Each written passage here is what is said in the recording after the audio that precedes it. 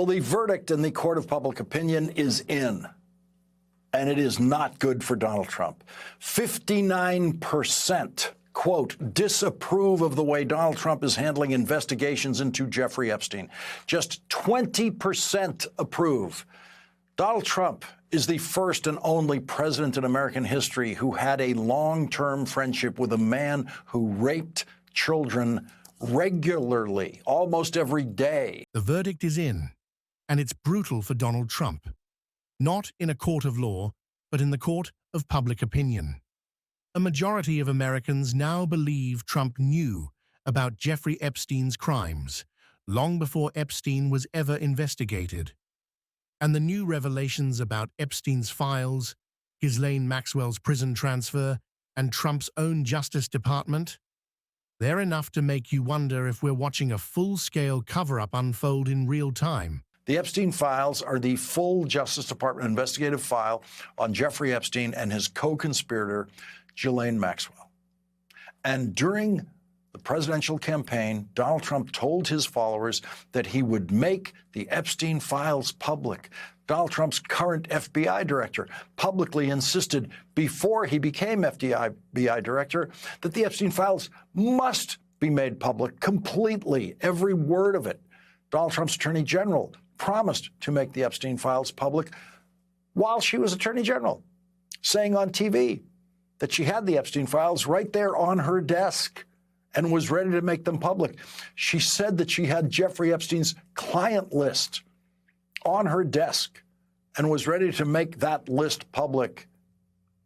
And then she issued an unsigned public statement saying there is no client list and not one word of the Epstein files will ever be made public by Donald Trump's Justice Department. Think about that. A sitting U.S. president openly tied to a man who called himself Trump's closest friend for 10 years. The Epstein files, which Trump promised to release during his campaign, remain locked away in his Justice Department. And now, with Ghislaine Maxwell, Epstein's partner in crime, suddenly moved to a luxury prison camp, the questions are bigger than ever.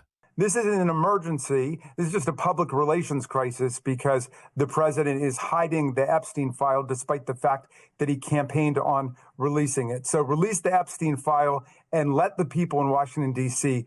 govern themselves. So why the secrecy? And why the transfer? Congressman Jamie Raskin says it could be an attempt to shield the president, tamper with a witness, and even coax Maxwell into providing false testimony, all to protect Trump. The transfer of Ms. Maxwell to a lower security and more comfortable facility heightens the appearance that the Trump administration is seeking to coax favorable testimony or strategic silence from Ms. Maxwell. The letter points out there is a months-long wait list for openings at the camp where Ghislaine Maxwell now resides. Quote, Ms. Maxwell, however, appears to have short-circuited the entire review process and jumped to the queue, receiving a place in federal prison camp Bryan within a matter of days. Congressman Raskin's letter quotes one of Ghislaine Maxwell's and Jeffrey Epstein's victims, Virginia Giuffre, saying that Ghislaine Maxwell, quote, is a monster. She's worse than Epstein. She did things even worse than Epstein did. She was vicious. She was evil. According to Raskin's letter, Trump's former personal criminal defense lawyer, now Deputy Attorney General, privately interviewed Maxwell before her transfer. Days later, she bypassed a months-long wait list to land in one of the cushiest federal prison camps in America. At the end of the day, 71% of Americans think Donald Trump knew about Epstein's crimes against children before the investigations even began. The Epstein files could tell the full story.